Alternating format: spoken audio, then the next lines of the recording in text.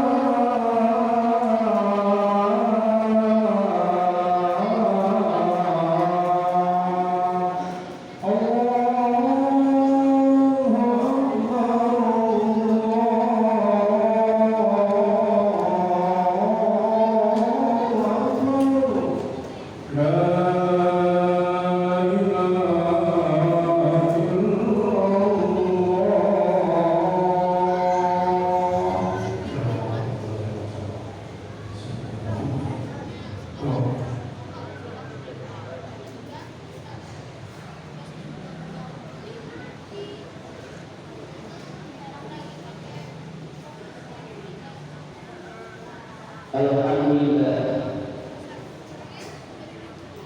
Alhamdulillahilladzi an'amana min jami'i ni'mah bi ni'matil Islam wal iman wa taufiq wal hidayah was-sihhah was-salam. Asyhadu an la ilaha illallah wahdahu la syarika lah wa asyhadu anna sayyidina Muhammadan abduhu wa rasuluh la nabiyya ba'dahu wa rasuluh la nabiyya ba'dahu. Allahumma shalli wa sallim wa barik ala sayyidina Muhammadin wa ala alihi wa sahbihi ajma'in. Amma ba'd, fa ya ayyuhan nas usikum wa nafsi bi taqwallah wa qad faza al-muttaqun. Ittaqullah, ittaqullah, ittaqullah taqwallah wa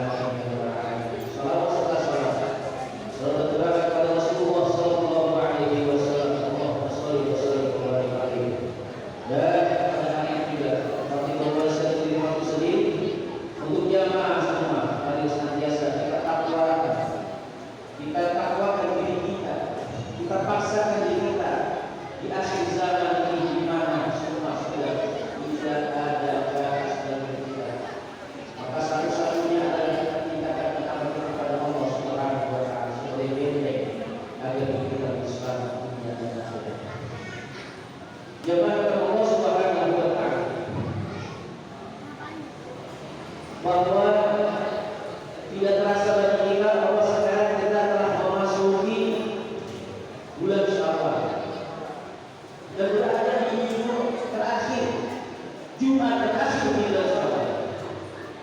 Tapi begitu cepat waktu yang kita lalui tanpa terasa melalui diri kita, baru saja terasa semakin masa kita melaksanakan ibadah puasa bulan Ramadan masih terlihat di kuping kita. Saudara-saudara kita mendahulukan sahur di masjid-masjid, di musola tinggalkan. Ini Ramadan telah meninggalkan kita. Dan kita juga rasanya yang kemarin kita melaksanakan ini adalah hari-hari ini masih terasa dari kita musafaha bersama saling memberi silaturahmi tetangga dan tetangga lainnya, anak dan orang tua, saudara dan saudara lainnya. Namun itu sudah berlalu dalam kita akan simpan kita di dunia dan kita harus melaksanakan hadirat Allah Subhanahu wa Ta'ala. Mudah-mudahan kita bersama ini maka Allah memberikan hidayah kepada kita semua agar kita senantiasa dapat memperbaiki amal ibadah kita di bulan Islam ini hari daripada hari yang hadirat Allah Subhanahu wa Ta'ala. Kata Allah Subhanahu wa Ta'ala, wa illa ta'ala illa min nas la'allahum yatafakkarun. Kata Allah Subhanahu wa Ta'ala, demikianlah perputaran waktu yang kita alami begitu cepat dan kita harus jalani sebagai petunjuk bagi manusia agar manusia berpikir disadari atau tidak disadari pasti itu akan melalui kita hidup ini. Tanpa kita sadari bahwa waktu yang terus berputar kepada kita itu merupakan sebuah sunnah Allah, sebuah keharusan yang harus ada dan harus kita lalui. Bahwa hidup ini bukan hanya sekedar manusia, kita harus mengenal malam. Hidup ini bukan hanya mengenal masa kecil, masa remaja, kita akan mengenal masa tua dan masa kematian. Hidup ini bukan hanya berbicara rezeki dan ada senang atau tidak senang, pahit, manis dan lain sebagainya. Itu merupakan sebuah sunnah Allah. Artinya dikehendaki atau tidak dikehendaki pasti akan kita lalui dan dapat kita jalani. Lantas apa yang harus kita lakukan? Dengan sejalannya waktu yang cepat kita alami, umur kita semakin tua. Bahkan nanti bisa kita akan meninggalkan dunia ini. Apa yang harus kita lakukan sehingga nanti kalau kita meninggal dunia kita menjadi sebagai orang-orang yang Allah muliakan? Kata Allah Subhanahu wa Ta'ala dalam surah Asy-Syams dikatakan, qad aflaha man zakkaha wa qad khaba man dassaha. Kata Allah Subhanahu wa Ta'ala, sangat beruntung orang-orang yang selalu berusaha mensucikan dirinya, membersihkan dirinya dari segala kekurangannya, dosa-dosanya, kesalahan-kesalahannya. Dia selalu berusaha untuk membersihkannya di dalam Allah Subhanahu wa Ta'ala. Itu orang yang beruntung. Tapi sebenarnya kata Allah,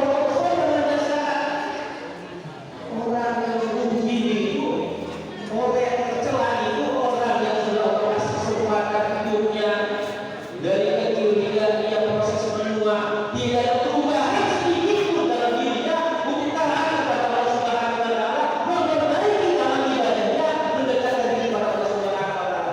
Bahkan dia masih berkecimpung pada hal-hal dosa maksiat kepada Allah Subhanahu wa Ta'ala. Itu orang-orang yang tercela atau khobar. Dan kita katakan juga orang yang rugi di dunia. Hadirat Allah Subhanahu wa Ta'ala. Lalu siapakah yang dikatakan orang yang beruntung itu hidupnya di sini? Bagaimana cara kita memperoleh keberuntungan dalam hidup kita? Maka salah satu syarat kita harus mengetahui bahwa kita hidup di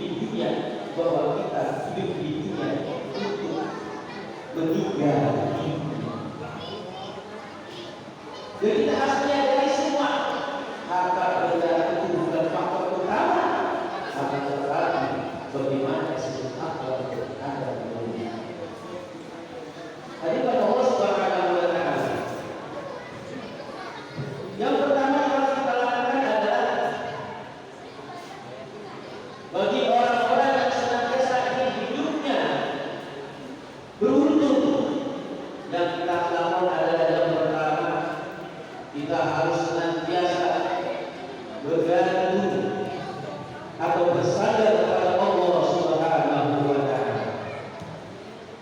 Hadirin Allah Subhanahu wa taala. Di ayat lain Allah berfirman, "Qad aflaha man tazakka wa dzakara bihi fasalla." Sungguh beruntung sekali orang yang senantiasa membersihkan jiwanya dengan banyak berzikir, mengingat kepada Allah Subhanahu wa taala dan beribadah salat kepada Allah Subhanahu wa taala. Hadirin Allah Subhanahu wa taala. Maka orang yang senantiasa berzikir kepada Allah Subhanahu wa taala, tidak ada kalimat sempit dalam hidupnya, tidak ada kalimat yang menyesal dalam hidupnya, karena dia bersandar kepada Allah Subhanahu wa taala. Di waktu luar dia bersolat kepada Allah Subhanahu wa taala, alhamdulillah. Terus memuji Allah Subhanahu wa taala, bersyukur kepada Allah Subhanahu wa taala atas segala kesempatan yang Allah berikan kepada. Di waktu sempit dia tidak menyalahkan saudaranya atau orang tetangganya. Dia kembali kepada Allah Subhanahu wa taala, menyebut nama Allah dengan mengucapkan istighfar, astagfirullahaladzim, inna lillahi, memuji Allah Subhanahu wa taala dan sebagainya. Itulah tanda-tanda orang yang dulu yang senantiasa menjaga hidupnya pada Allah Subhanahu wa taala dengan banyak menyebut kalimat Allah Subhanahu wa taala di setiap dimensi ruang dan waktu kapan berada. Sehingga orang yang seperti ini tidak ubah goyah akidahnya. Tak kala dia mengalami pekerjaan yang sulit, dia akan kembali kepada Allah Subhanahu wa taala, bersujud kepada Allah Subhanahu wa taala, istighfar, memohon ampun kepada Allah Subhanahu wa taala. Mungkin terlalu banyak hal-hal yang melakukan sudah dia bersandar kepada Allah Subhanahu wa taala, tidak mudah menyalahkan orang lain atau mencari sandaran selain Allah dengan cara-cara kotor menghilangkan orang lain. Hadirin Allah Subhanahu wa taala, yang kedua adalah orang yang senantiasa mempersiapkan dirinya dengan amal-amal takwa kepada Allah Subhanahu wa taala. Hadirin Allah Subhanahu wa taala, takwa itu bukan gambaran seseorang berpakaian sorban yang rapi, berkhutbah yang bagus, atau haji ke masjid, atau berhaji berkali-kali, berkorban berkali-kali, atau rajin beribadah yang manapun. Bukan gambaran ada takwa. Orang yang bertakwa adalah orang yang senantiasa hatinya terbuka menerima ketentuan Allah Subhanahu wa taala dan selalu berhubung kepada Allah Subhanahu wa taala dimanapun dia berada. Sehingga amalnya bisa Allah dan benar-benar, sehingga perbuatannya dia selalu menjaga kepada Allah, tidak suka mengumpat, tidak suka berghibah, tidak suka menipu, tidak suka menyalahkan, tidak suka menyusahkan saudaranya atau tetangganya. Lebih mudah membantu orang, melihat semua makhluk orang yang berakhir paksa dengan kasih sayang, melihat orang yang punya kasihan, melihat orang yang punya kasihan, melihat orang yang punya dia bersyukur kepada Allah Subhanahu wa taala.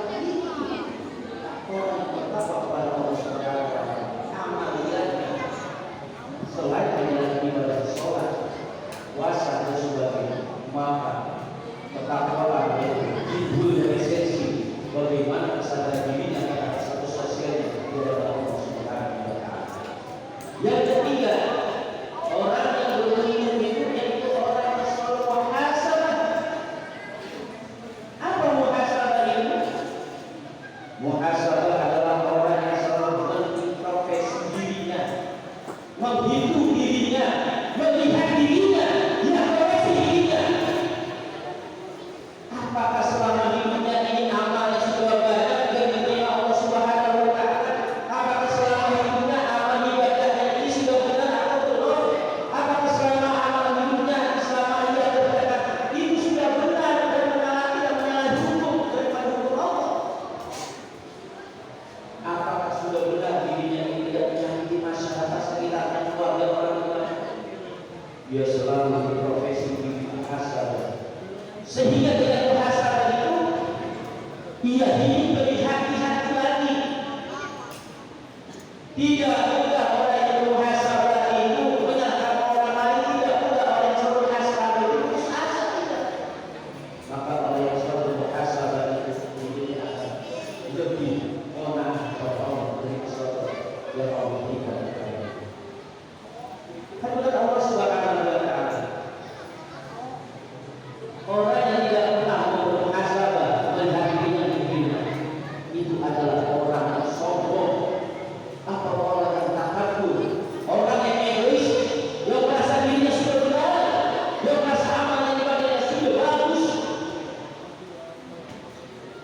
Itu semua adalah sifat-sifat iblis.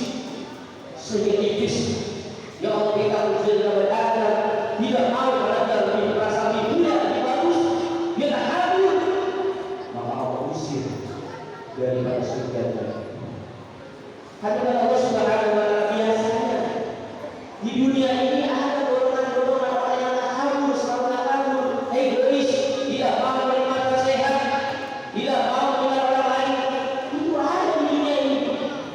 Biasanya menempel sifat ini pada empat golongan manusia. Yang pertama, manusia yang Allah berikan pangkat dan derajat di dunia ini. Yang kedua, jenis manusia yang Allah berikan harta yang sangat banyak di dunia ini. Yang ketiga, manusia yang Allah berikan keutamaan ilmu atau ilmu yang sangat tinggi. Yang keempat, Allah berikan kepada seorang hamba yang sudah mentaati ibadah kepada Allah Subhanahu wa Ta'ala. Kan juga Allah Subhanahu wa Ta'ala akan jenis manusia tersebut. Kalau ada dirinya, maka secara dominan pada dirinya mereka sifat egois, sifat sombong, dan sifat takabur, tidak mau menerima pendapat orang lain. Mari kita buktikan betapa banyak orang yang berpangkat jabatan, dengan jabatannya dia ingin dipuji, dia ingin disembah, dia ingin semua orang takut kepadanya, sehingga dia mudah rusak segala tanda sosial, dia mudah memutuskan silaturahmi. Berapa banyak orang yang punya harta, yang Allah berikan kepadanya begitu banyak, dibungkus dikemas dengan ibadah kepadanya seakan-akan dia taat, berhaji berkali-kali, berpuasa berkali-kali. Dia putuskan silaturahmi kepada saudaranya, dia namakan orang kaya sehingga saudara seakan-akan miskin, tidak pantas bergaul dengannya. Dengan hartanya dia timbulkan status sosialnya di hadapan semua masyarakat. Ini dipuji, ini dipuja. Berapa banyak orang yang berilmu tinggi, ini dihormati, ini dipuja. Berapa banyak orang yang sudah merasa ibadahnya bagus, tapi dia memandang saya yang beribadah dengan rasa bangga, dia beribadah, aku sudah beribadah. Padahal ini semua yang Allah berikan itu hanya titipan. Bukankah kita setiap orang mengatakan Alhamdulillah Rabbil Alamin, bahwa semua yang kita sudah membuktikan, kita menyatakan hanya Allah yang patut dipuja. Allah semesta alam, Allah Ar-Rahman Ar-Rahim memberikan rahmat kasih kepada kita semua. Mengapa kita hanya diberikan tempat jabatan tersebut dari kita, jabatan, harta kekayaan, ilmu yang melimpah, merasa akan ibadah, kita berkonfrontasi melawan Allah Subhanahu wa Ta'ala dengan cara kita juga ingin dipuji oleh makhluknya. Padahal ini semua tidak pantas. Apalagi kita ingin dipuji, amal kita pun berlimpah. Harta kekayaan punya titipan, bahkan jabatan ilmu bertambah. Itu hanya titipan dan akan kembali kepada Allah Subhanahu wa Ta'ala. Kita bertanggung jawab di sisi Allah Subhanahu wa Ta'ala. Oleh sebab itu, marilah kita senantiasa bermuhasabah kembali bahwa semua yang ada yang Allah berikan kepada kita pasti akan kembali kepada Allah Subhanahu wa Ta'ala. Dan dunia yang dalam tempat ini pasti akan berakhir sejalan dengan berakhir waktu hidup kita. Dan jangan kita merasa mudah atau merasa kenapa. Ingatlah kata Allah Subhanahu wa Ta'ala, inna alaina iyahum tsumma inna alaina hisabun.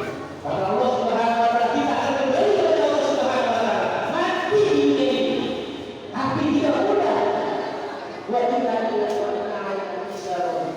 kita akan dihisab, diminta pertanggung jawaban Subhanahu wa taala umur yang Allah berikan kepada kita. Untuk apa nafas yang Allah berikan kepada kita selama hidup kita? Apakah kita kita Allah Subhanahu wa taala? Apakah betul yang kita lakukan? Allah berikan harta kekayaan sehingga kesabaran kita salurkan pada orang yang berhak. Allah berikan juga kesulitan pada hak layak, kedua keberkahan dari orang banyak. Allah berikan kemampuan ilmu pengetahuan apa ilmu membuat orang menjadi sadar semakin cinta kepada Allah, semakin beriman kepada Allah atas semua itu. Allah berikan kemampuan kita atas Allah Subhanahu wa taala karena Allah yang mampu memberikan hidayah juga dalam usaha itu semua akan diminta pertanggungjawaban. Satu titik pun tidak akan terlewatkan kata Allah. Faman ya'mal mithqala dzarratin khairan yarah wa man ya'mal mithqala dzarratin syarran yarah.